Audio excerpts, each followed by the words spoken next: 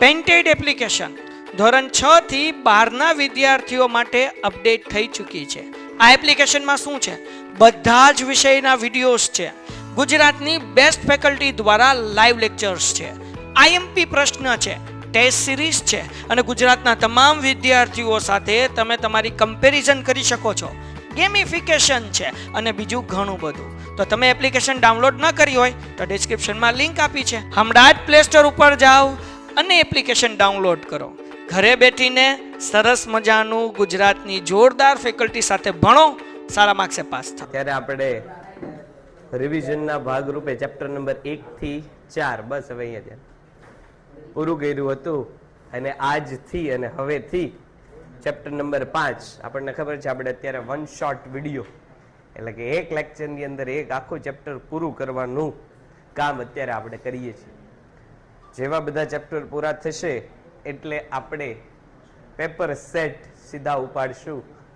એકવાર બધા chapter one short વિડીયોના ભાગરૂપે પૂરા થશે એટલે કે એક લેક્ચરમાં એક ચેપ્ટર પૂરું થશે પછી આપણે સીધા જ તે વિભાગ પ્રમાણે પ્રશ્ન જે છે અગાઉ આપણે જોયેલા જ છે. વિભાગ એબીસીના અમુક વિભાગમાં આપણે પ્રશ્ન જોતા ગયા હતા. એવી રીતે સીધા 100 માર્કના પેપરમાં એટલે કે તમારે જે બોર્ડમાં પેપર આવવાનો છે એ પેપર સ્ટાઇલ પ્રમાણે સીધા 100 માર્કના પેપરના વિભાગ પ્રમાણેની તૈયારી આ રેપિડ રિવિઝનનો ભાગ પૂરો થશે એટલે વિભાગ પ્રમાણેનું કામ આપણે હાથ ધરવાનું છે. જેમાં આપણે દરેક વિભાગમાં તમારી પાસે ઓલરેડી પેપર સ્ટાઇલ છે અને આપણે પણ ઓલરેડી પેપર સ્ટાઇલ લખાવેલી છે. કયા વિભાગમાં કયો પ્રશ્ન પૂછાય છે એ બધા જ તમને ક્રમ પ્રમાણે લખાવેલા છે. વિભાગ એ કયા ચેપ્ટરમાંથી પૂછાય છે, વિભાગ બી કયા ચેપ્ટરમાંથી પૂછાય છે, સી ડી ઈ બધા વિભાગમાંથી કયા કયા પ્રશ્ન પૂછાય છે એ આપણે ઓલરેડી કહી ચૂકેલા છીએ. અને હજી એકવાર આ બધું રિવિઝન પૂરું થશે, હજી એકવાર આ બધું જ તે રિવિઝન પૂરું થશે એટલે ફરી એકવાર આપણે પેપર સ્ટાઇલની તો ચર્ચા કરશું જ, તે સાથે સાથે જે છે આપણે પ્રશ્નોની પણ ચર્ચા કરવાની. ચાલો હવે આવે છે ને અવાજ?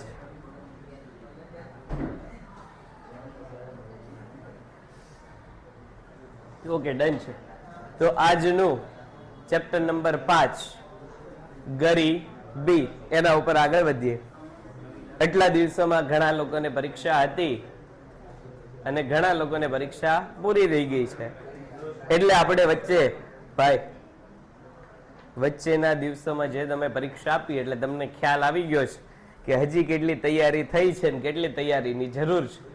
ગણતરીના દિવસો હવે બાકી છે.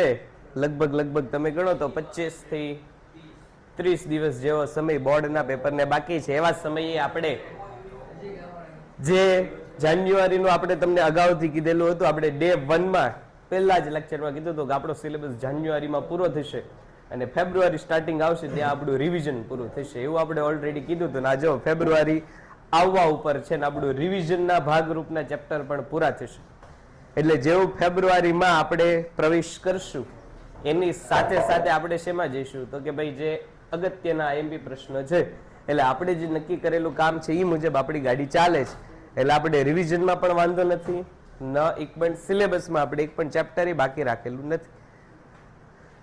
એવી જ રીતે હવે 5મું ચેપ્ટર આજે આખા લેક્ચરમાં આખું 5મું ચેપ્ટર ગરીબી વિશેની આપણે સમજૂતી મેળવવાની છે. કોને કહેવાય ગરીબી, ગરીબી શું છે, ગરીબીના નિર્દેશકો, ગરીબીના પ્રકાર, આ બધી જ બાબતો વિશેની આપણે અહીંયા ચર્ચા કરશું. કોને કહેવાય ગરીબી? તો પ્રસ્તાવનાની વાત કરીએ. ગરીબી એ વિશ્વના મોટાભાગની અર્થવ્યવસ્થા દ્વારા સામનો કરવામાં આવતો મોટી પડકારરૂપ સમસ્યા છે. આપણે ગરીબીનું ચેપ્ટર જ્યારે સમજ્યું ત્યારે આપણે વાત કરી હતી કે ગરીબી એ શું છે? આર્થિક અને સામાજિક. ગરીબી શું છે? આર્થિક અને સામાજિક બંને પ્રકારની સમસ્યાઓનું કારણ શું છે? ગરીબી છે. આર્થિક કઈ રીતે? તો કે લોકો પાસે પૈસા હશે નહીં એટલે લોકોને વિકાસની તક કેવી મળશે? ઓછી મળશે. પૈસાના અભાવે આગળ હમણાં પાછું આપણે જોવાનું છે કે લોકોને પાયાની અને જીવન જરૂરિયાતની ચીજ વસ્તુ, રોટી, કપડા, મકાન આવી વસ્તુઓ તો પૂરતી મળતી જ નથી. સાથે સાથે શિક્ષણ અને આરોગ્ય જેવી તબીબી અને પાયાની જરૂરિયાતો પણ લોકો મેળવી શકતા નથી. પરિણામે લોકો જે છે એ આવડત કેવી રહે છે તો કે ઓછી રહે છે. લોકો પાસે જે છે એ આવકના સ્ત્રોત ઓછા રહે એટલે આવનાર પેઢી પણ શેમાં જોવા મળે છે? ગરીબીમાં જોવા મળે છે. આ આર્થિક સમસ્યા છે. ગરીબી સામાજિક સમસ્યા કેવી રીતે છે? તો કે ભાઈ પૈસાના અભાવને કારણે એક વ્યક્તિ બીજા વ્યક્તિની વસ્તુઓ પડાવી પાડવાનું કામ કરશે. ચોરી છે, લૂંટપાટ છે જેવી ગેરકાયદેસર પ્રવૃત્તિઓમાં લોકો સંકળાયેલા હશે. આ એક સામાજિક સમસ્યા છે. એટલે ગરીબી એ માત્ર આર્થિક નહીં, બાયણ બંધ કરી દીધી, બસ સામાજિક સમસ્યાઓનો પણ ભાગ છે. એટલે તમામ સમસ્યાઓના મૂળમાં કોણ છે? તો કે ગરીબી છે. જ્યારે સમાજનો એક મોટો વર્ગ પોતાની પાયાની અને લઘુત્તમ જરૂરિયાતો જેવી કે પૌષ્ટિક આહાર, વસ્ત્ર, રહેઠાણ પણ સંતોષી શકતો નથી ત્યારે તે સ્થિતિને ગરીબી કહેવામાં આવે છે. એક માર્કમાં વારંવાર ગરીબીનો અર્થ તમને પૂછાય છે. એક માર્કમાં તમને જે છે એ ગરીબી એટલે શું? ભાઈ રોનક, એક માર્કમાં આપણને પૂછે ગરીબી એટલે શું? તો ગરીબી એટલે કે ભાઈ સમાજનો એક વર્ગ જે પોતાની પાયાની અને લઘુત્તમ જરૂરિયાતો સંતોષી શકતો નથી તે સ્થિતિને આપણે શું કહીશું? ગરીબી કહીશું. વિકાસશીલ દેશોમાં જ્યારે આવકની વહેંચણી અસમાન હોય છે ત્યારે ધનિક વર્ગ વધુ સમૃદ્ધ બને છે અને ગરીબ વર્ગ પાયાની જરૂરિયાતોથી વંચિત રહેતો હોય છે. મોટા ભાગે વિકાસશીલ દેશો પૈસા તો બહુ કમાતા હોય, આર્થિક રીતે વિકાસશીલ દેશો હોય સશક્ત, પણ આ પૈસા કેવા હશે? આ પૈસા અમુક લોકોના હાથમાં કેન્દ્રિત હશે. એટલે સમાજનો એક અમીર વર્ગ જે છે એ વધુ ને વધુ અમીર બનતો જશે, જ્યારે સમાજનો એક બીજો વર્ગ હશે એ ગરીબ બનતો જશે. આપણે હાલની તારીખે વિશ્વમાં જેટલા પણ વિકાસશીલ દેશો જોઈએ, ઇન્ક્લુડિંગ ઇન્ડિયા, ભારતમાં પણ આ જ પરિસ્થિતિ છે. ભારત આર્થિક રીતે સુખી સંપન્ન દેશ છે, પણ આ સુખી સંપન્નતા જે છે એ કોના પૂરતી સીમિત છે? તો કે ભાઈ ધનિક વર્ગ પૂરતી સીમિત છે. હાલની તારીખે ગરીબ વર્ગ કેવો છે? તો કે ગરીબ જ જોવા મળે છે. ગરીબીના અર્થની વાત કરીએ, બે પ્રકારના ગરીબીના અર્થ આપણે જોવાના છે, એક પરંપરાગત અને એક આધુનિક અભિગમ. આવું આપણને એમસીક્યુમાં પૂછાય કે ભાઈ ગરીબીને કેટલા ભાગોમાં વિભાજિત કરેલી છે? એમસીક્યુમાં પૂછાય, બે ભાગોમાં વિભાજિત કરેલી છે. એક માર્કનો પ્રશ્ન પૂછે ગરીબીને કેટલા ભાગોમાં અને કયા કયા? તો કે ભાઈ પરંપરાગત ભાગ અને આધુનિક ભાગ. પરંપરાગત ભાગ શું કહે છે? તો કે આ ખ્યાલ મુજબ જીવન જરૂરિયાતની ચીજ વસ્તુ અને સેવા ખરીદવા માટે નક્કી કરેલ લઘુત્તમ વપરાશની ખર્ચને ગરીબી રેખા કહેવામાં આવે છે. ખાસ અને આઈએમપી એવો પ્રશ્ન તમને એવો પૂછાય કે ગરીબી રેખા એ ગરીબીના કયા ખ્યાલ સાથે સંકળાયેલી છે? ગરીબી રેખા એ ગરીબીના કયા ખ્યાલ સાથે સંકળાયેલી છે? પરંપરાગત ખ્યાલ સાથે સંકળાયેલી છે. અથવા તો પરંપરાગત ખ્યાલ અનુસાર વ્યક્તિ અમીર છે કે ગરીબ એનું માપન કોણ કરે છે? ગરીબી રેખા કરે છે. કોને કહેવાય ગરીબી રેખા? તો જીવન જીવવા માટે જે ન્યૂનતમ સપાટી નક્કી કરેલી હોય, લઘુત્તમ વપરાશી ખર્ચ કે આવકની સપાટી નક્કી કરેલી હોય એને ગરીબી રેખા કહેવામાં આવે. દરેક દેશ પ્રમાણે આ ગરીબી રેખા કેવી હોય છે? અલગ અલગ હોય છે. જીવન જીવવા માટે તમારે અમુક ઓછામાં ઓછો ખર્ચો કરવો પડે અથવા તો ઓછામાં ઓછી આવક મેળવવી પડે. આ ઓછામાં ઓછી સપાટીને આપણે શું કહીશું? ગરીબી રેખા. દાખલા તરીકે ભાઈ હાલની તારીખે ભાવનગર જેવા શહેરમાં એક દિવસ તમારે સારી રીતે જીવન જીવવું હોય તો એક દિવસમાં વ્યક્તિ દીઠ ઓછામાં ઓછા 300 થી 400 રૂપિયા હોય તો તમે એક દિવસ ભાવનગર જેવા શહેરમાં સારી રીતે જીવી શકો. તો પર ડે ના 300 રૂપિયા એ શું થઈ ગઈ? ગરીબી રેખા નક્કી થઈ ગઈ.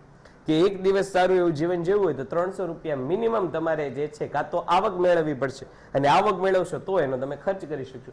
એટલે 300 રૂપિયાનો તમે ખર્ચ અથવા તો આવક મેળવતા હો તો એને શું કહેવામાં આવે? ગરીબી રેખા કહેવામાં આવે. જો આ ગરીબી રેખાથી ઓછી આવક મેળવો છો તો તમે કેવા ગરીબ ગણાશો? તો કે પરંપરાગત અર્થ અનુસાર તમે ગરીબ ગણાશો. અને 300 થી વધારે રૂપિયા તમે મેળવવા માંડશો તો તમે પરંપરાગત અભિગમ પ્રમાણે કેવા થઈ જશો? અમીર થઈ જશો.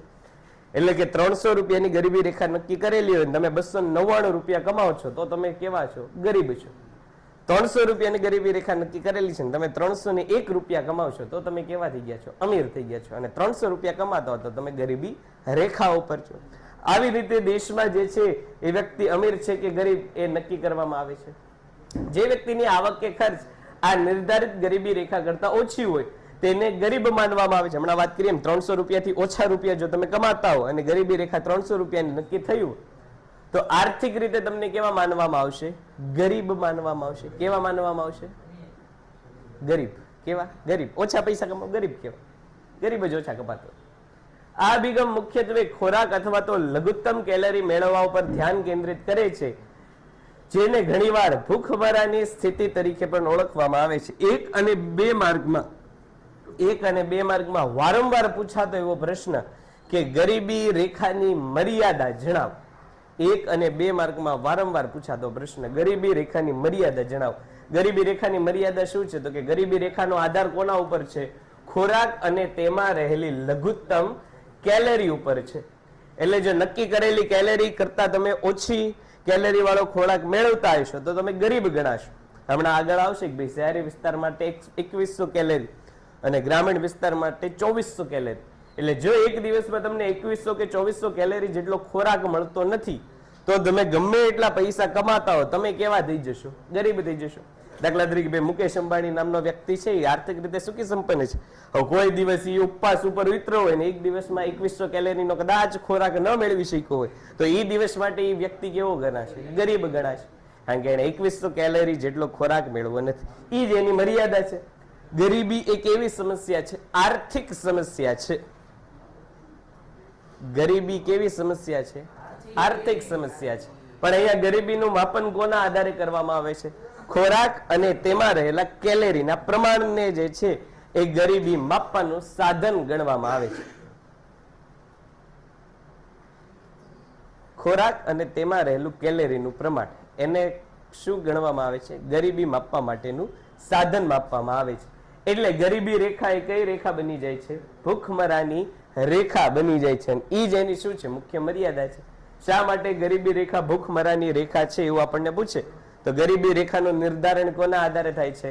ખોરાકની કેલેરીના આધારે. અથવા તો આપણને એવું પૂછે ગરીબી રેખા માપવા માટેનું માપદંડ કયું? ખોરાકમાં રહેલી કેલેરી. ગરીબીનો આધુનિક અથવા તો બિન આવક અભિગમની વાત કરીએ. આધુનિક અર્થશાસ્ત્રીઓના મતે ગરીબી એ માત્ર આવકનો જ અભાવ નથી પરંતુ માનવ જીવનના વિકાસની તકોથી વંચિત રહેવાની સ્થિતિ છે. એક માર્ક માટે આપણને આઈએમપી પ્રશ્ન એવો પૂછાય છે કે ગરીબી રેખા જે છે અથવા તો ગરીબી જે છે એ ગરીબી કેવી સ્થિતિ છે? તો કે ગરીબી એ માત્ર આવકની અભાવ વાળી સ્થિતિ નથી. ગરીબી એ માત્ર આવકની અભાવ વાળી સ્થિતિ નથી. ગરીબી એ શું છે? વંચિતતાની સ્થિતિ છે.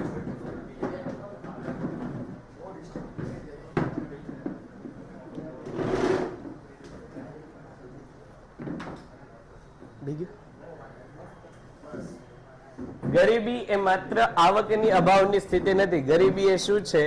વંચિતતાની સ્થિતિ છે. શેનું શેનું તમે વંચિત હશો? તો અહીંયા જો આપણને કીધેલું છે જ્ઞાનથી વંચિત હો, સ્વાસ્થ્યથી વંચિત હો, સારા જીવન ધોરણથી વંચિત હો કે તમે પસંદગીની સ્વતંત્રતાથી વંચિત હો. આમાંથી જો એક પણ પરિબળ તમને મળતું નથી તો તમે આધુનિક અભિગમ પ્રમાણે કેવા ગણાશો? ગરીબ ગણાશો. પૈસા તમારી પાસે છે પણ તમારી પાસે પૂરતી તક નથી તો તકનો અભાવ તમને ક્યાં લઈ જશે? ગરીબી તરફ લઈ જશે. પૈસા છે ને તમે સારું જ્ઞાન નથી મેળવી શકતા તોય શું ગણાશો? ગરીબ ગણાશો.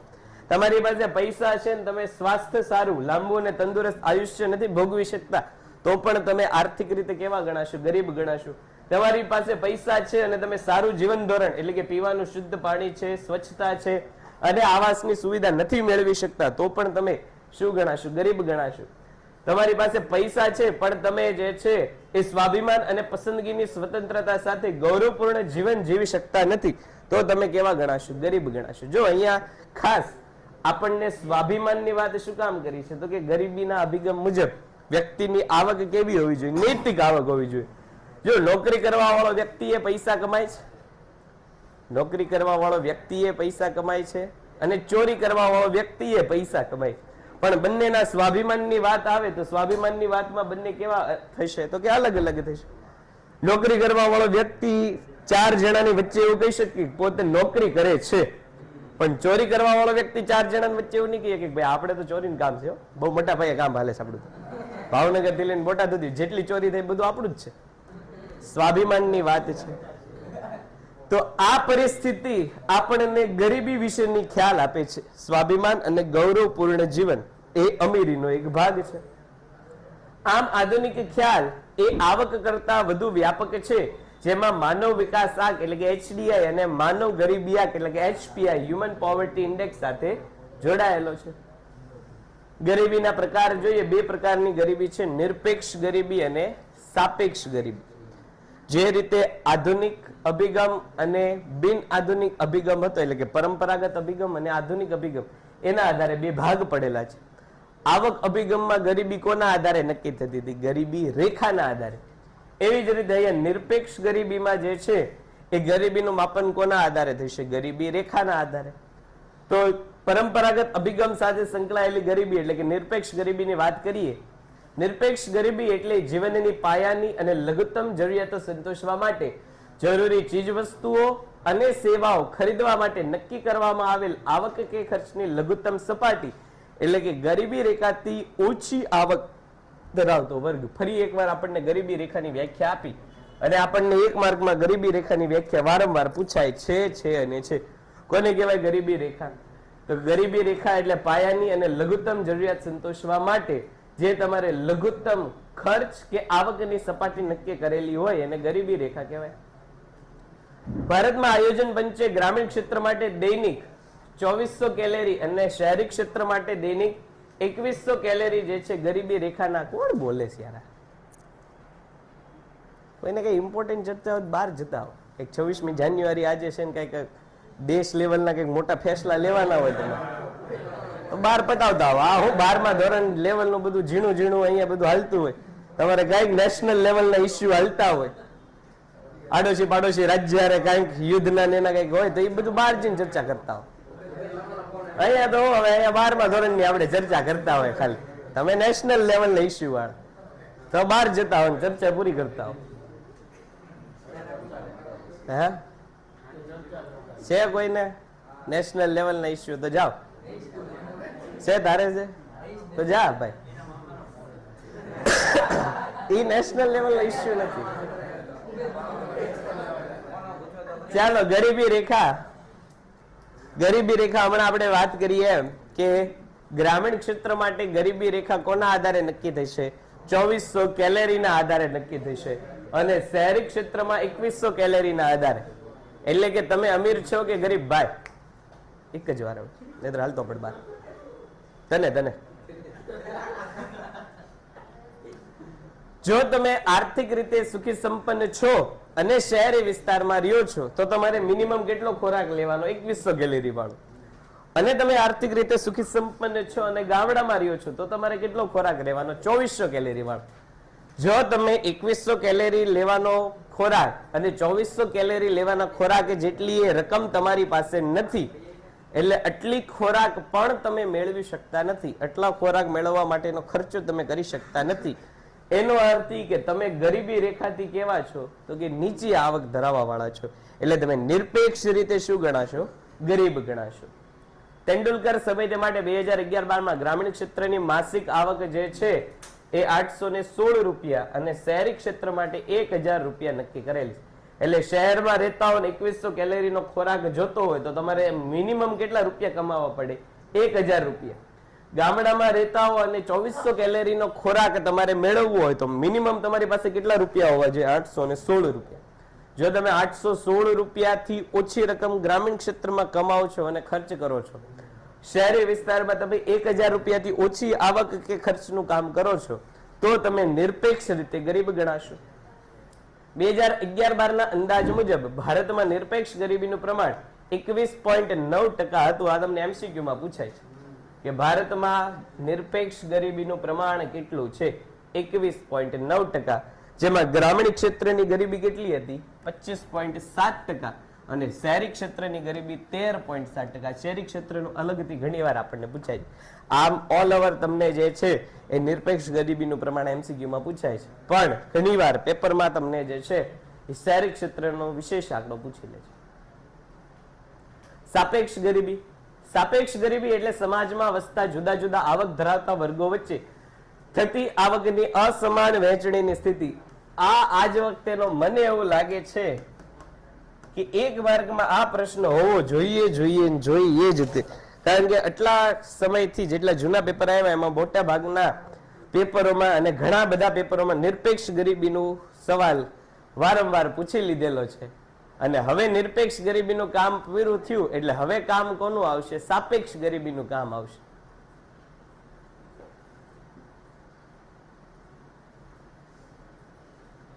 નિરપેક્ષ ગરીબીનું કામ પૂરું થયું એટલે હવે પ્રશ્ન કોના આવશે? સાપેક્ષ ગરીબીના. ખ્યાલ આવે છે? કોને કહેવાય? હા, કોને કહેવાય સાપેક્ષ ગરીબી?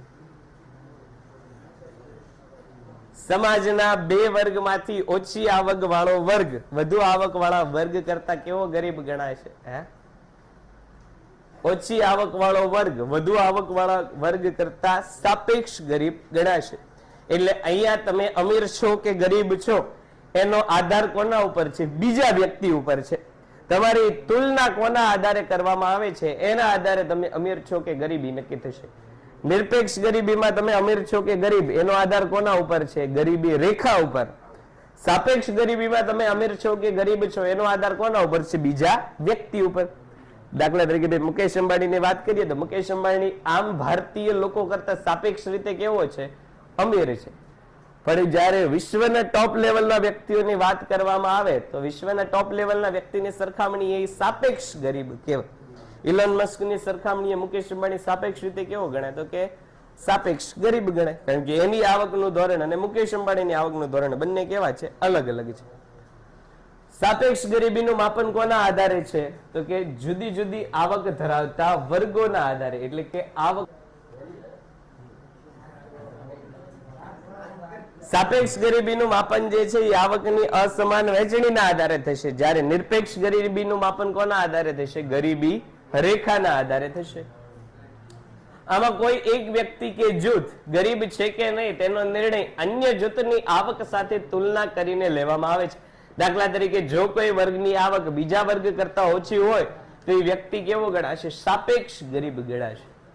ગરીબી રેખામાં આપણે એવું જોયું હતું કે ભાઈ એક નક્કી કરેલી રકમ નક્કી કરેલી હશે, એ રકમથી ઓછી આવક મેળવતા હો તો તમે ગરીબ, અને એ રકમથી વધુ આવક મેળવવા માંડો તો તમે અમીર.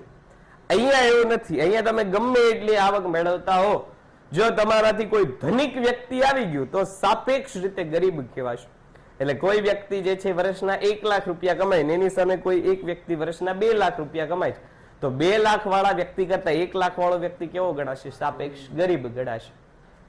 આ તમારી તુલના કોના આધારે કરવામાં આવે છે એના આધારે તમે અમીર કે ગરીબનો ખ્યાલ મેળવી શકશો. સાપેક્ષ ગરીબી સમાજમાં રહેલી આવકની અસમાનતાની કક્ષા દર્શાવે છે. ખાસ યાદ રાખજો, સાપેક્ષ ગરીબી શું દર્શાવે છે? નિરપેક્ષ ગરીબી ગરીબી રેખા દર્શાવે છે. સાપેક્ષ ગરીબી શું દર્શાવે છે? આવકની અસમાનતાની કક્ષા દર્શાવે છે. વિકસતા રાષ્ટ્રોમાં ગરીબીનો અભ્યાસ માટે આ ખ્યાલ પ્રસ્તુત બન્યો છે. એટલે આપણને બે વસ્તુ ખબર પડી કે ભાઈ વિકાસશીલ રાષ્ટ્રો છે, વિકાસશીલ રાષ્ટ્રો અમીરી કે ગરીબીનું માપન કોના આધારે કરે? નિરપેક્ષ ગરીબીના આધારે. અને વિકસિત રાષ્ટ્રો છે, વિકસિત રાષ્ટ્રો ગરીબીનું માપન કોના આધારે કરશે? સાપેક્ષ ગરીબીના આધારે. કોક વાર તમને આવો પ્રશ્ન પણ પૂછી લે MCQ માં કે નિરપેક્ષ ગરીબી કયા દેશોમાં ઉપયોગમાં લેવામાં આવે છે, સાપેક્ષ ગરીબી કયા દેશોમાં ઉપયોગ લેવામાં આવે છે? સાપેક્ષ વિકસિત દેશોમાં, નિરપેક્ષ વિકાસશીલ દેશોમાં. સાપેક્ષ ગરીબી માપવા માટે સામાન્ય રીતે જો આ પ્રશ્ન તો હોય જ તે લોરેન્જ વક્ર અને ગીની ગુણોત્તર. આપણે તમને એવું કીધું હતું કે ભાઈ તમે સ્ટેટિસ્ટિકમાં આવું એક સપાટી ભણતા હશો. આ શું છે? તો કે ભાઈ આ એક લોરેન્જ વક્રની વાત છે કે જેમાં અમીરી અને ગરીબીના ધોરણો બે બાજુએ દર્શાવેલા હોય અને ગીની ગુણોત્તરમાં તમે જે છે લોગ ટેબલમાં જોયેલા આંકડાને અનુસાર વ્યક્તિના આવકની ગણતરી કરવામાં આવતી હોય. ગણતરીની પદ્ધતિ પૂછાય છે. સાપેક્ષ ગણતરી માટે કઈ પદ્ધતિનો ઉપયોગ થાય છે? સાપેક્ષ ગરીબીની ગણતરી માટે બે પદ્ધતિ, લોરેન્જ વક્ર અને ગીની ગુણોત્તર. નિરપેક્ષ ગરીબીના માપન માટે કઈ પદ્ધતિનો ઉપયોગ થાય છે? તો નિરપેક્ષ ગરીબીના માપન માટે ગરીબી રેખાની પદ્ધતિનો ઉપયોગ થાય છે. બે પ્રશ્ન આપણને પૂછાય. નિરપેક્ષ ગરીબીના માપન પેન્ટેડ એપ્લિકેશન ધોરણ 6 થી 12ના વિદ્યાર્થીઓ માટે અપડેટ થઈ ચૂકી છે. આ એપ્લિકેશનમાં શું છે? બધા જ વિષયના વિડીયોઝ છે. ગુજરાતની બેસ્ટ ફેકલ્ટી દ્વારા લાઈવ લેક્ચર્સ છે, IMP પ્રશ્ન છે, ટેસ્ટ સિરીઝ છે અને ગુજરાતના તમામ વિદ્યાર્થીઓ સાથે તમે તમારી કમ્પેરિઝન કરી શકો છો. ગેમિફિકેશન છે અને બીજું ઘણું બધું. તો તમે એપ્લિકેશન ડાઉનલોડ ન કરી હોય તો ડિસ્ક્રિપ્શનમાં લિંક આપી છે. હમણાં જ પ્લે સ્ટોર ઉપર જાઓ અને એપ્લિકેશન ડાઉનલોડ કરો. ઘરે બેઠીને સરસ મજાનું ગુજરાતની જોરદાર ફેકલ્ટી સાથે ભણો, સારા માર્ક્સે પાસ થાઓ. માપન માટે કઈ પદ્ધતિ? ગરીબી રેખા. અને સાપેક્ષ ગરીબીના માપન માટે કઈ પદ્ધતિ? બે પદ્ધતિ. કઈ કઈ? લોરેન્જ વક્ર અને ગીની ગુણોત્તર. ગરીબીના નિર્દેશકોની વાત કરીએ એમાં સૌથી પહેલું આપણને આપેલું છે માથાદીઠ ઘરગથ્થુ વપરાશી ખર્ચ. ગરીબીના નિર્દેશકો મોટા પ્રશ્નના ભાગ રૂપે આપણને પૂછાય એટલે આમાંથી આપણને મિનિમમ 8 જેટલા તો મુદ્દા યાદ રહેવા જ જોઈએ. અમુક પાછા એવા છે કે નામ સહિત આપણને પૂછાય. એમાંથી ઘરગથ્થુ વપરાશી ખર્ચ છે એ આપણને નામ સહિત પૂછાય. 2 અને 3 માર્કમાં નામ સહિત પૂછાય કે ભાઈ ગરીબીના નિર્દેશક તરીકે માથાદીઠ ઘરગથ્થુ વપરાશી ખર્ચ સમજાવો. મોટા પ્રશ્ન પૂછાય તો એમાં મિનિમમ તમારે 8 મુદ્દા તો લખવા જ પડે. એટલે આ મુદ્દો એવો છે કે જે તમને નાના પ્રશ્નોમાં કામ લાગે. આ પ્રશ્ન એવો છે કે જે તમને નાના પ્રશ્નોમાં કામ લાગે અને મોટા પ્રશ્નોમાં કામ લાગે. એટલે આમાં આપેલા છે આપણને 10 થી 12 મુદ્દા. એમાંથી આપણે કયા કરવાના તો કે નાના અને મોટા બંનેમાં કામ લાગે એવા મિનિમમ 8 તો કરી જ રાખવાના. એમાંથી એક એટલે કે માથાદીઠ ઘરગથ્થુ વપરાશી ખર્ચ. આનો આ જ મુદ્દો 1 માર્કમાં પણ પૂછાય. કઈ રીતે 1 માર્કમાં પૂછાય તો 1 માર્કમાં આપણને એવો પ્રશ્ન પૂછાય કે માથાદીઠ ઘરગથ્થુ વપરાશી ખર્ચ એટલે શું? તો કે કોઈ એક વર્ષ દરમિયાન કુટુંબ દ્વારા ખરીદાયેલ બધી જ વસ્તુઓ અને સેવાઓના બજાર મૂલ્યને દેશની કુલ વસ્તી વડે ભાંગતા જે આંક મળે તેને આપણે શું કહીશું? માથાદીઠ ઘરગથ્થુ વપરાશી ખર્ચ કહીશું. 1 માર્કમાં આપણને પૂછાય તો એટલું જ આપણે લખવાનું. 1 માર્ક માટે માથાદીઠ ઘરગથ્થુ વપરાશી ખર્ચ એટલે શું? તો કે વર્ષ દરમિયાન લોકો જેટલી વસ્તુની ખરીદી કરે છે એ બધી જ વસ્તુનો સરવાળો એને ભાંગ્યા દેશની વસ્તી. દાખલા તરીકે ભાઈ આખા વર્ષ દરમિયાન દેશમાં રહેલી વસ્તી જે છે એ 1 લાખ રૂપિયાની વસ્તુઓ લે છે અને દાખલા તરીકે દેશમાં 100 લોકોની વસ્તી રહે છે તો માથાદીઠ ઘરગથ્થુ વપરાશી ખર્ચ કેટલા રૂપિયા આવશે? 1000 રૂપિયા આવશે. એટલે એવું માનવામાં આવશે કે દર એક વ્યક્તિ કેટલા રૂપિયાનો ખર્ચ કરે છે? દેશમાં 1000 રૂપિયાનો ખર્ચ કરે છે. આ માથાદીઠ ઘરગથ્થુ વપરાશી ખર્ચ થયો. દેશની વસ્તી ઉપયોગમાં લીધેલી વસ્તુઓનો બજાર મૂલ્યનો સરવાળો એને ભાંગ્યા દેશની કુલ વસ્તી. ભારતમાં આ ખર્ચ વિકસિત દેશોની તુલનામાં ઓછો છે. વર્ષ 2014માં ભારતનો માથાદીઠ ઘરગથ્થુ વપરાશી ખર્ચ કેટલો છે? $725 છે, જે નીચી ગુણવત્તા સૂચવે છે.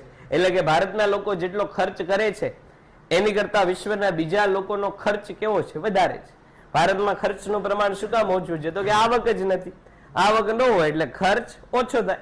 આવક નથી એનો અર્થ શું કે દેશમાં ગરીબીનું પ્રમાણ છે. ગરીબ વ્યક્તિ પાસે આવક ન હોય એટલે ખર્ચ ન થતો હોય. પરિણામે દેશનો ઘરગથ્થુ વપરાશી ખર્ચ કેવો રહેશે? ઓછો. કુપોષણનું પ્રમાણ બીજો આ મુદ્દો આપણને નામ સહિત પૂછાય એવો કુપોષણનું પ્રમાણ. ખોરાકમાં પૂરતી કેલેરી, પ્રોટીન અને વિટામિન્સનો અભાવ એટલે કુપોષણ. ભારતમાં 2014 થી 2016 ના સમયગાળામાં કુપોષણનું પ્રમાણ કુલ વસ્તીના 15.2% હતું. એટલે દેશમાં દર 100 વ્યક્તિમાંથી 15 વ્યક્તિ કેવા હતા? કુપોષણનો ભોગ બનેલા હતા. ખોરાક મળતો હોય પણ કેવો ખોરાક મળતો હોય કે જેમાં કેલરી, પ્રોટીન અને વિટામિનનું પ્રમાણ કેવું હોય છે? ઓછું હોય છે. તો આ ઓછો વિટામિન, કેલરી અને પ્રોટીન વાળા ખોરાકના ખાવા વાળા વ્યક્તિને આપણે કુપોષિત વ્યક્તિઓ કહીશું. પછી અપેક્ષિત આયુષ્ય, બાળ મૃત્યુ દર. આ તો ઘણા બધા ચેપ્ટરમાં આવે છે. એટલે આ મુદ્દો તો આપણા માટે આઈએમપી જ ગણવાનો.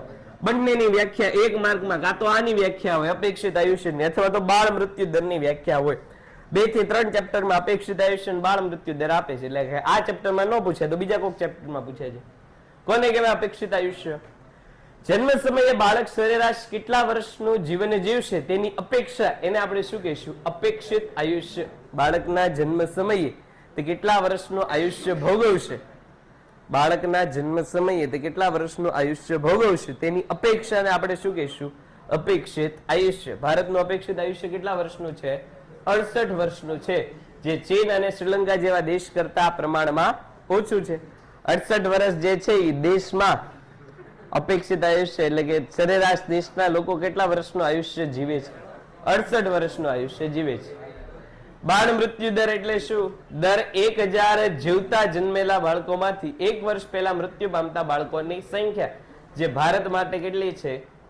39 બાળકોની છે. બંને બાબતો એમસીક્યુ માટે યાદ રાખવાની. ભારતનું સરેરાશ અપેક્ષિત આયુષ્ય અને ભારતનો સરેરાશ બાળ મૃત્યુ દર. 39 બાળકોનો બાળ મૃત્યુ દર છે અને 68 વર્ષનું અપેક્ષિત આયુષ્ય છે. અપેક્ષિત આયુષ્ય એટલે શું? તો કે બાળકના જન્મ સમયે તે કેટલા વર્ષનું આયુષ્ય ભોગવશે એની અપેક્ષા, એને અપેક્ષિત આયુષ્ય કહેવાય. બાળ મૃત્યુ દર એટલે શું? તો કે જીવતા જન્મેલા 1000 બાળકોમાંથી 1 વર્ષનું આયુષ્ય પૂરું કરે એ પહેલા મૃત્યુ પામતા બાળકોની સંખ્યા. પછી તબીબી સગવડ. ડોક્ટર અને સ્વાસ્થ્ય કર્મચારીઓની અછતને કારણે ગરીબો સ્વાસ્થ્ય સેવાઓથી વંચિત રહે છે. વિકસિત દેશોમાં 350 વ્યક્તિ ઉપર 1 ડોક્ટર હોય છે, જ્યારે વિકસતા દેશોમાં 6000 વ્યક્તિને જોવા વાળો 1 ડોક્ટર હોય છે. આવું થવાનું કારણ શું? તો કે હમણાં જ આની પછીના ચેપ્ટરમાં આવશે કે ભાઈ વસ્તી વધારો. વિકસિત દેશો કરતા વિકાસશીલ દેશોમાં વસ્તીનું પ્રમાણ કેવું છે? વધુ છે. વધુ વસ્તી હોવાની સાથે દેશમાં આરોગ્યનું માળખું કેવું છે? તો કે નબળું છે. શું કામ નબળું છે? તો કે ભાઈ દેશમાં જે છે ડોક્ટરો બની શકવા વાળા વ્યક્તિઓ ઓછા છે. શું કામ ઓછા છે? તો આટલી બધી ફી નથી ભરી શકાતી ડોક્ટર બનવા માટેની. શું કામ નથી ભરાતી? પૈસા નથી. પૈસા નથી એટલે તો આપણે ગરીબીનું ચેપ્ટર ભણીએ છીએ. એટલે ગરીબીના કારણે વ્યક્તિઓ ડોક્ટર બનતા નથી. પરિણામે દેશમાં ડોક્ટરની સંખ્યા કેવી છે? ઓછી છે. આ ઓછી સંખ્યાને કારણે દેશમાં આપણે ગરીબી છે એવું કહી શકશું. પીવાનું પાણી. જનસમૂહનું સ્વાસ્થ્ય શુદ્ધ પાણી પર આધારિત છે. 2011 ની વસ્તી ગણતરી અનુસાર ભારતમાં માત્ર 63.3% કુટુંબને જ નળ દ્વારા શુદ્ધ કરેલું પાણી મળે છે. એટલે કે બાકીના બધા લોકો અશુદ્ધ પાણી અથવા તો નળ દ્વારા ન મળતું હોય એવા પાણી ઉપર થાય છે. કઈ ભાઈ તમે થાય છે કે શિયાળામાં કઈ આમ ધૂણે છે કે બેઠો બેઠો બેઠો ક્યારનો ધૂણે છે કઈ આમ અંદર થી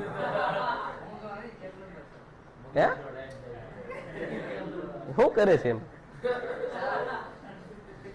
આમ પણ ક્યારનો મંડી થઈ આમ જોવા વાળાને લાગે જ નહીં તું સાફ કરે. બોલ, જોવા વાળાને એમ જ થાય કે આને કરંટ લાગે. આ ખો પણ હલ્લી બેઠો એને ઘડીક મૂકી દે. એવું છે હે? બાકી બધું આમ શાંતિ ને ચક્ર પર સિવાય કઈ બધું અહીંયા ધ્યાન આપ.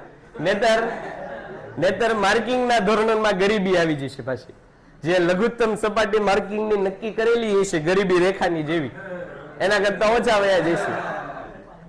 તો પાછા આર્થિક ની સાથે સાથે માર્કિંગ ના ગરીબ થઈ જશે. દેશમાં 63.3% લોકો જ એવા છે. દેશમાં 63.3% લોકો જ એવા છે કે જેને નળ વાળું પાણી મળે છે ને પાછું કેવું મળે છે? શુદ્ધ પાણી મળે છે. બાકી બધા કુવા છે, બોરવેલ છે કે પછી ઓલા પંપ છે એ બધામાંથી પાણી મેળવે છે. શૌચાલયની સુવિધા. ભારતમાં 34% કુટુંબો પાસે હાલની તારીખે પણ પોતાના ઘરમાં શૌચાલયની સુવિધા નથી. પરિણામે ગંદકી અને રોગ વધે છે, જે ઉત્પાદકતામાં ઘટાડો કરે છે. ઘરમાં શૌચાલયની સુવિધા ન હોય એટલે દૈનિક કાર્ય કરવા માટે ખુલ્લા વિસ્તારોમાં જવું પડે, જે પ્રમાણમાં શું લાવશે? તો કે ભાઈ રોગચાળો ફેલાવશે. રોગચાળો ફેલવાથી લોકો વધુ ને વધુ બીમાર પડ્યા રાખશે અને બીમાર વ્યક્તિઓ કામ કેવું કરી શકે? ઓછું કરી શકે. એટલે દેશની ઉત્પાદકતામાં શું આપણને જોવા મળશે? ઘટાડો જોવા મળશે. એટલે તમે જો આ બાબતમાં અક્ષય કુમાર ટોયલેટ એક પ્રેમ કથા લઈને આવ્યો હતો કે ઘરમાં જાઓ, બહાર કોઈને હેરાન ન કરો. થોડોક પિક્ચર નો કોન્સેપ્ટ પણ આપણે પહેલા વાત કરી હતી, અટપટો હતો. કારણ કે જે વ્યક્તિ 300, 350, 400 રૂપિયાની ટિકિટ લઈને ટોયલેટ એક પ્રેમ કથા જોઈ શકતો હોય તો સ્વાભાવિક છે એના ઘરમાં તો ટોયલેટ હોય જ. 400 રૂપિયાની ટિકિટ ક્યારે વ્યક્તિ દેતો હોય? જયારે અમીર વ્યક્તિ હોય, કાં તો પૈસા આર્થિક રીતે સુખી સંપન્ન વાળો વ્યક્તિ હોય, તો એ 400 રૂપિયાની ટિકિટ ખર્ચીને પિક્ચર જોવા જતો. તો એના ઘરમાં ટોયલેટ ન હોય એવું બને નહીં. પણ કેતા થાય સંદેશની વાત હતી, સારું પિક્ચર હતું. તો અહીંયા પણ આપણને એવું જ કીધું છે શૌચાલયની સુવિધા. પછી રહેઠાણ. રહેઠાણ એ માનવીની પ્રાથમિક જરૂરિયાત છે. ભારતમાં 60 કરોડ લોકો સ્વાસ્થ્ય માટે હાનિકારક હોય તેવા નિવાસ સ્થાનોમાં રહે છે, જે ગરીબીનું માપદંડ છે. સ્વાસ્થ્ય માટે હાનિકારક હોય એવા વિસ્તારો એટલે શું? તો કે તમે જો કે ઘણી રાસાયણિક ફેક્ટરીઓ પાસેના વિસ્તારોમાં લોકો રહેતા હોય, ઘણા રેલવે નજીકના વિસ્તારોમાં, ખાસ કરીને જ્યાં જંકશન વિસ્તારો હોય ત્યાં જમીનો કેવી હોય? એમને પડેલી હોય.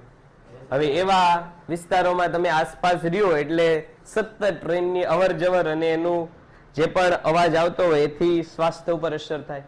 રસાયણ કેમિકલોના જેટલા પણ બાબતો હોય એના આધારે વ્યક્તિના સ્વાસ્થ્ય ઉપર સતત અસર જોવા મળે.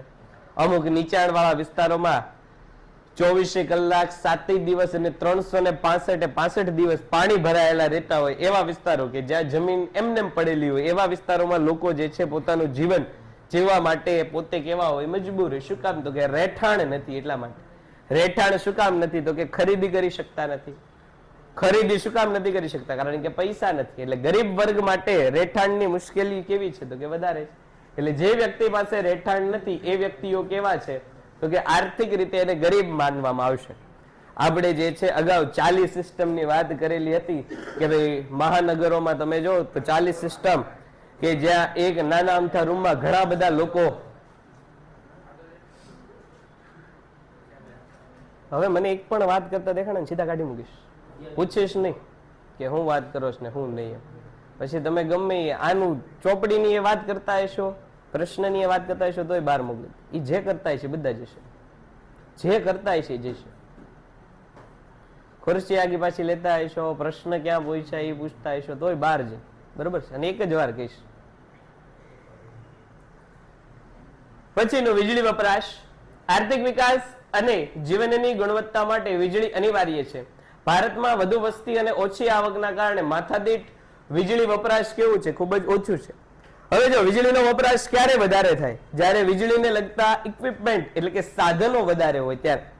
ઘરમાં તમે જો લાઇટ છે, ફ્રીજ છે, એસી છે, પંખા છે, આમાં બધામાં વીજળીનું પ્રમાણ, ટીવી છે, એમાં બધા વીજળીનું પ્રમાણ કેવું છે? તો કે વધારે ઉપયોગ.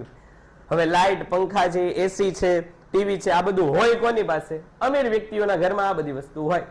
એટલે કે જો દેશમાં વીજળીનો વપરાશ વધારે થતો હોય છે તો એવું માનવામાં આવશે કે દેશમાં વસતા લોકો પાસે વીજળી સંબંધિત સાધનો કેવા છે? વધારે છે.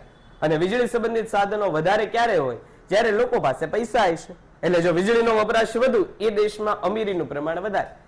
જે દેશમાં વીજળીનો વપરાશ ઓછો ત્યાં દેશમાં અમીરીનું પ્રમાણ કેવું? ઓછું. એટલે કે દેશના લોકો પાસે ન લાઇટ હશે, ન પંખા હશે, ન ફ્રીજની સુવિધા, એસીની સુવિધા આવું હશે નહીં.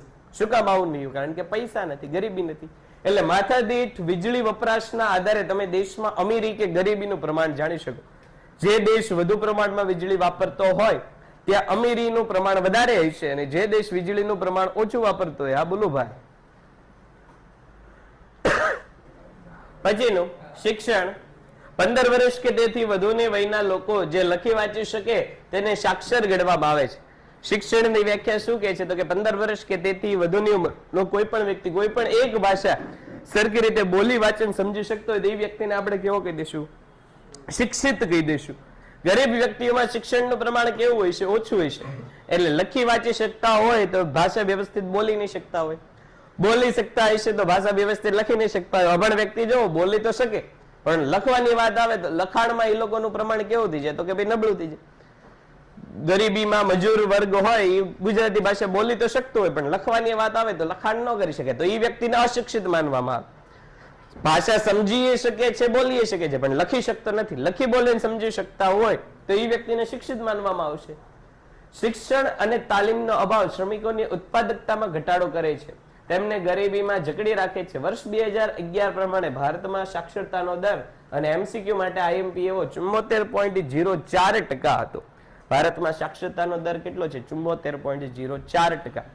હવે શિક્ષણ અને ગરીબીને શું લાગે વળગે? તો જો અશિક્ષિત વ્યક્તિ હશે એની પાસે કૌશલ્યનો અભાવ હશે, જ્ઞાનનો અભાવ હશે, એટલે એમની પાસે જોબ ઓપોર્ચ્યુનિટી, રોજગારને લગતા વિકલ્પો કેવા હશે? ઓછા હશે.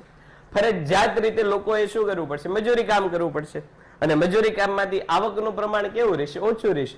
એટલે વ્યક્તિ પોતે તો ગરીબ રહેશે, પોતાની પાસે આવક નહીં હોય એટલે સંતાનોને શિક્ષણ નહીં આપી શકે.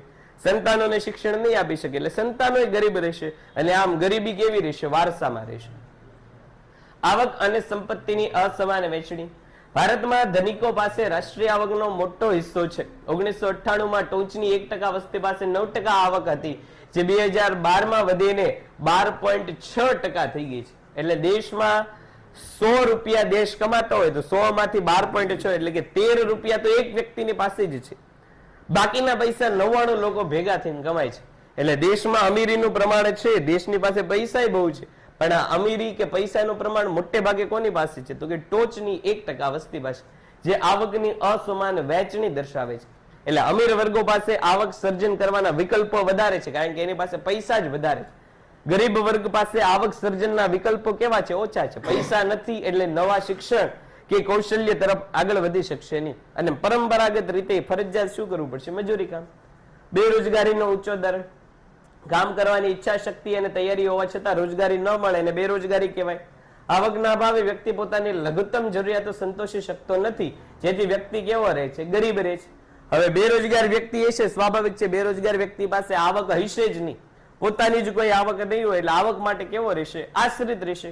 કોકની ઉપર જે છે પોતે જીવન નિર્વાહ માટે આધાર રાખવો પડશે. પોતાની પાસે આવક નથી એટલે શિક્ષણ નહીં મેળવી શકે, શિક્ષણ નહીં મેળવી શકે એટલે રોજગારી નહીં મળે, વ્યક્તિ કેવો રહેશે? બેરોજગાર. એટલે બેરોજગાર વ્યક્તિ હંમેશા કેવું હોય છે? ગરીબ હશે. પછી ગરીબીના કારણો, મહત્વના કારણો આપણને કીધેલા છે. પેલું ઐતિહાસિક કારણ. ઇતિહાસકારોના મતે 19મી સદીમાં ભારત એક ખેતી પ્રધાન અને વેપાર ઉદ્યોગમાં આગળ પડતો દેશ હતો. પરંતુ અંગ્રેજોના શાસનકાળ દરમિયાન ભારતમાં ખેતીની સ્થિતિ બદલાઈ ગઈ અને સિંચાઈની સુવિધાઓમાં રોકાણ ઘટ્યું.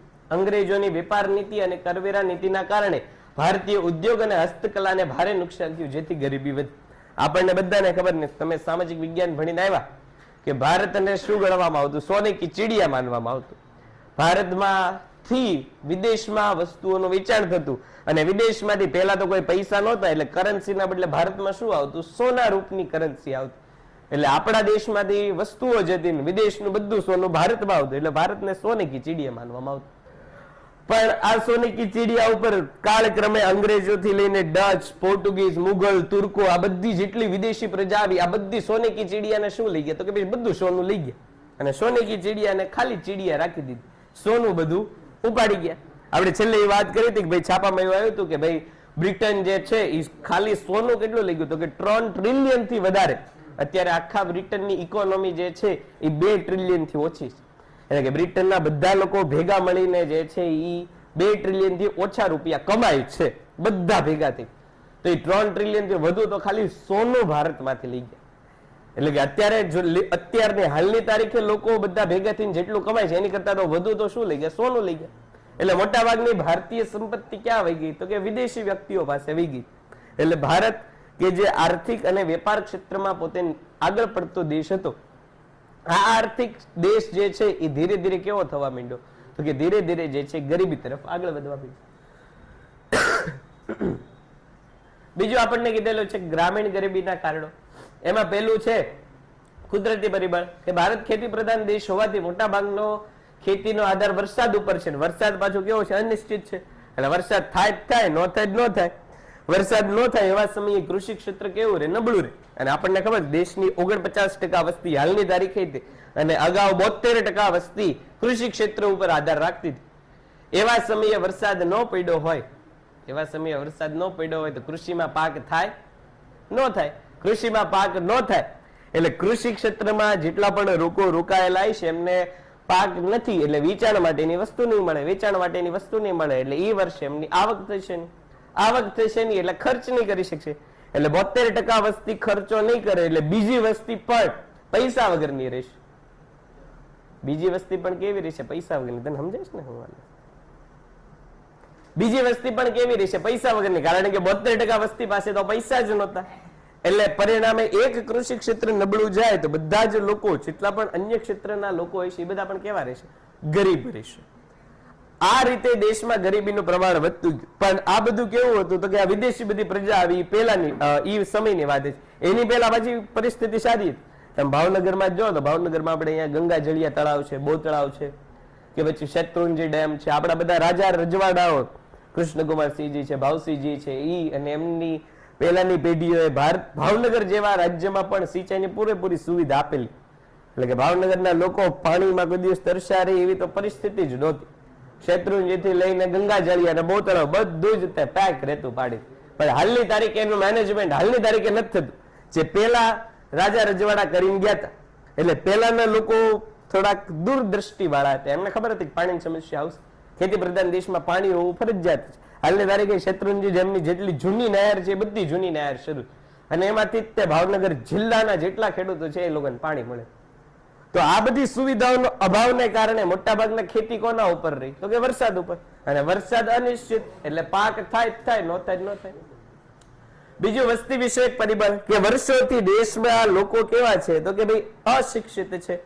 અશિક્ષિત લોકો પાછું ગરીબીનું પ્રમાણ વધારે એટલે વસ્તીનું પ્રમાણ કેટલું રાખવું એ લોકોને ખબર પડે નહીં. આપણે અગાઉ વાત કરી હતી ને પાછું વસ્તીનું ચેપ્ટર આવશે ત્યારે વાત કરશું કે ભાઈ આપણા દેશના લોકો વસ્તીને જે છે એ સમસ્યા માનતા જ નથી. વસ્તી તો ક્યાંથી આવે છે? ઉપરવાળાની દેન છે એટલે ત્યાંથી વસ્તી આવે. અહીંયા વસ્તી સમસ્યા છે એવું માનવામાં આવતું નથી. શું કામ? તો કે શિક્ષણનું પ્રમાણ કેવું છે? ઓછું છે.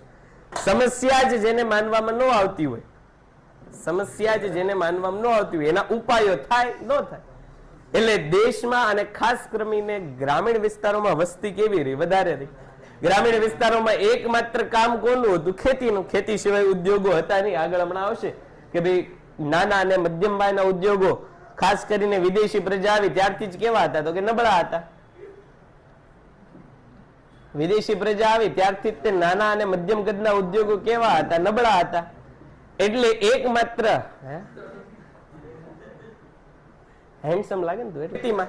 હવે આપણને ખબર છે ભાઈ ખેતીનું કામ કેવું છે? કુદરતી કામ છે.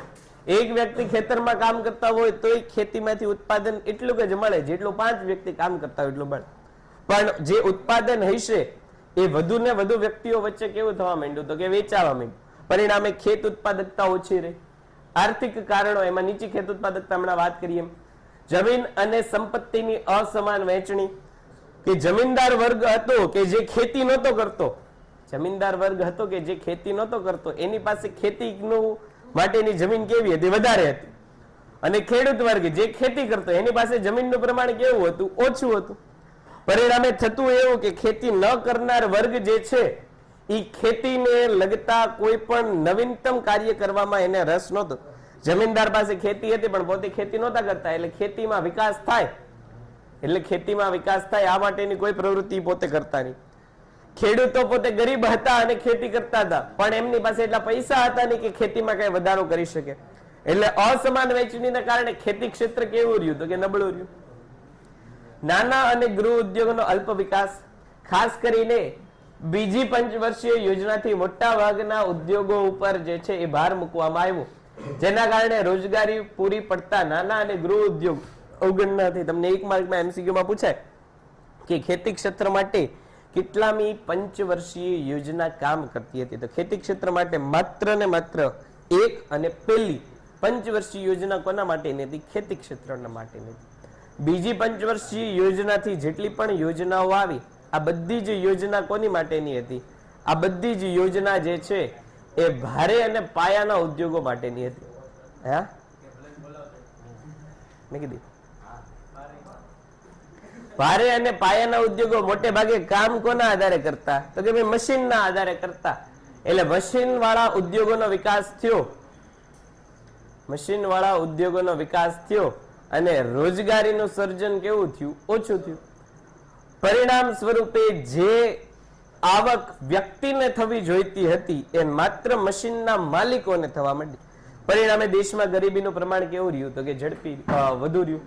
ઝડપી વધતા ભાવો, જીવન જરૂરિયાતની ચીજ વસ્તુઓના ભાવ વધતા ગરીબીની ખરીદ શક્તિ, ગરીબોની ખરીદ શક્તિ કેવી રહી? તો કે ઘટી. પરિણામે જીવન ધોરણ કેવું જોવા મળ્યું? ઓછું જોવા મળ્યું. પછી સામાજિક કારણો. સામાજિક કારણોમાં પેલું શિક્ષણનું નીચું સ્તર. હમણાં વાત કરી એમ કે ભાઈ વ્યક્તિ પાસે શિક્ષણ હશે જ નહીં તો એકમાત્ર વ્યક્તિ પાસે વિકલ્પ શું હશે? મજૂરી કામ કરવાનો અથવા તો ખેતી કરવા. ખેતી હતી એ વરસાદ ઉપર આધારિત હતી અને મજૂરી કામમાં પૈસા હતા નહીં. એટલે શિક્ષણના અભાવે મોટા ભાગના વસ્તી શેમાં રહી? ગરીબીમાં રહી. લૈંગિક અસમાનતા. ગરીબીમાં ખાસ કરીને વધુ ગરીબ કોણ રહ્યું? તો કે સ્ત્રીઓ. શું કામ? તો કે પહેલા તો એમને શિક્ષણનો અધિકાર નહોતો આપવામાં આવ્યો.